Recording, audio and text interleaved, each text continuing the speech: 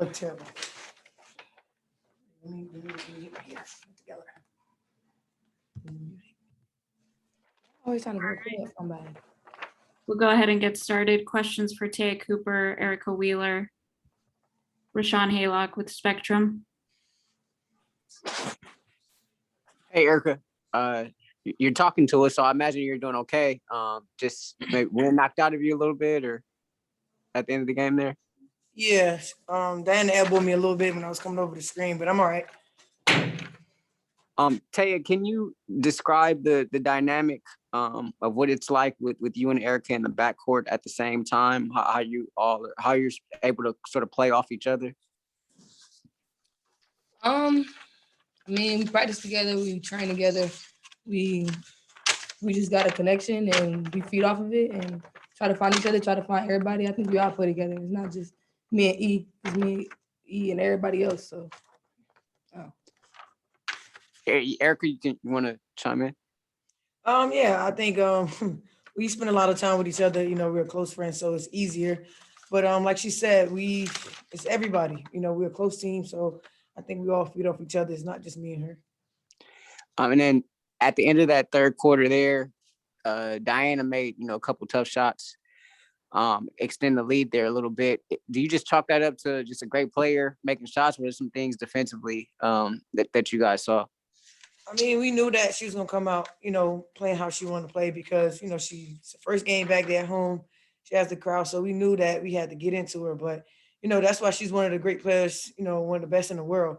That's what she do. So, on us, we just have to do a better job of, making sure she don't get what she just wanted to do. Thanks, Rashawn. Chris Camello, Nightcast Media. Evening, ladies. Obviously, good games for both of you individually. The fight aspect, you guys can, we're down in this game. You guys competed really well, I thought, throughout this whole game. It was a close game after the first half.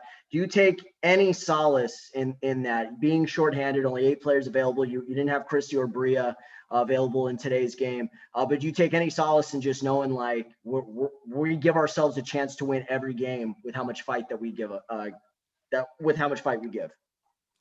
We don't got no quit in our blood. I mean, everybody gonna give everything they got for the 40 minutes that we out on the floor, whether we got Christy, everybody else that's missing, people that's sitting out. I mean, we all we got, and we got the energy off the bench, we got the energy at home, and we just try to feed off of it and play together.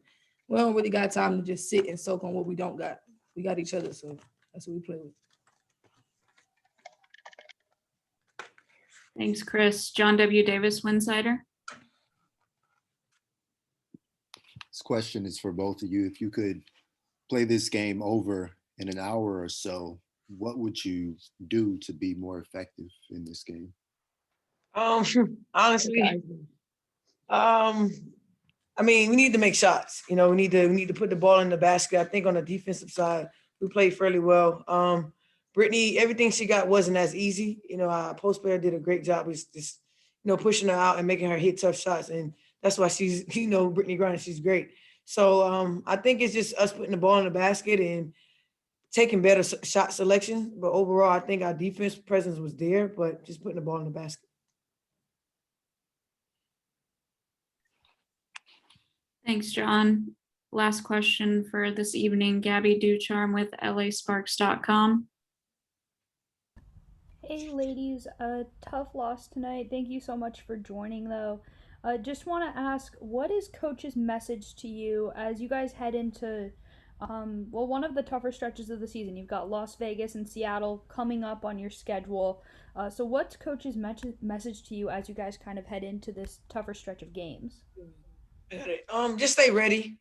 We know that it's going to be a tough stretch and we down players, but I think in our locker room is a sense of urgency. So we just have to be ready. We can't worry about what we don't have. We just worry about what we do have and just lock in. I know that they're going to prepare us for whatever that's coming our way, whether it's Vegas or Seattle. So just staying locked in and just getting ready for each game. And attention to detail. Looks like that's it. Thank you.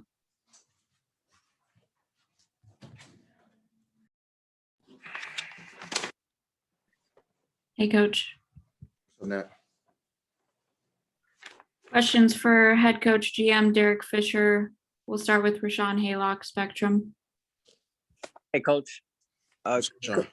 Compared to the two games here in LA, how did it seem like their offense flowed a little different with Taras being back in there tonight?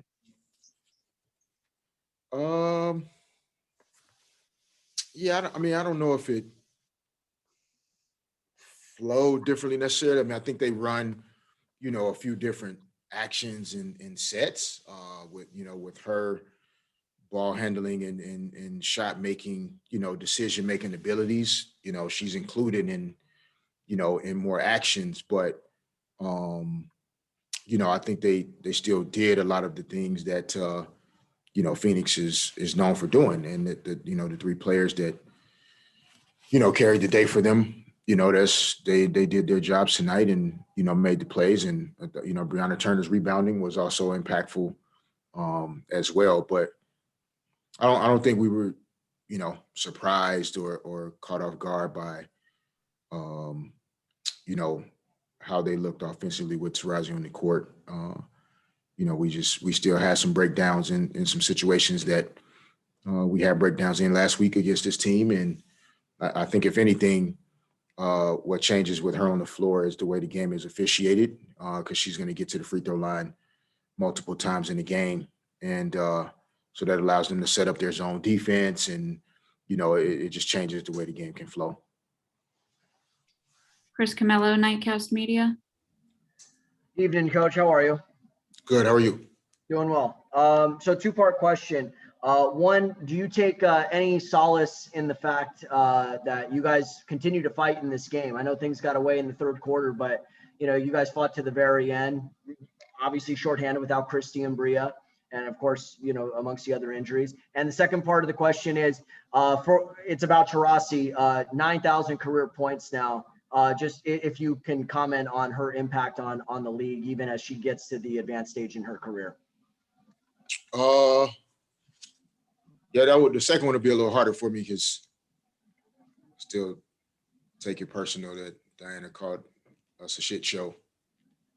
So I don't have any personal beef with Diana. Okay. I think she's one of the greatest players ever play in the game, men or women. Told her tonight, congratulations. I tell her that to her face as well. But I'm not going to sit up here and go on and on about somebody that called a place where I work and we work and that we're passionate about a terrible place to be. So the first question, yeah, I mean, we're asking a lot of our players at this time. And the fact that they're showing up every night and, leaving as much as they have on the floor, for us and for their teammates, it says a lot about what we are developing and growing within this organization. Like these players are not quitting and giving up on the outcome of these games just because of who we don't have out there and who the other team has out there. They're still going out to play to win. And, we just have to be better as much as we possibly can. Our margin for error is a lot smaller when you don't have, all-star Hall of Fame level talent out there every night. You have to figure it out in different ways. And, there have been some nights where we've done that. Other nights we've come up a little bit short, but I don't think this team is giving up at all. I think they're becoming a closer, more connected team, continuing to fight for one another and play for one another. And those are things that we can build on as hopefully we can get healthier over the next few weeks. David Yapkowitz with Next Hoops. Hey, Coach. They went on that run there in the third quarter. That's when it kind of got away. But, I kind of feel like it kind of started at the end of the second quarter, like right before halftime when they kind of went on a little mini run.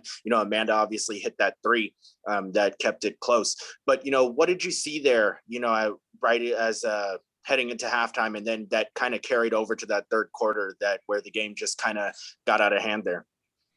Yeah, I mean, without seeing every play in my mind visually right now, I think fatigue, really started to set in. I think in that second quarter, we had asked Erica to play a lot of minutes. You could see that Coop was, not as lively in that first half from a lot of the work that we're asking her to do, night in and night out. Z's out there battling against Griner now 3 times in the last, 10 to 12 days.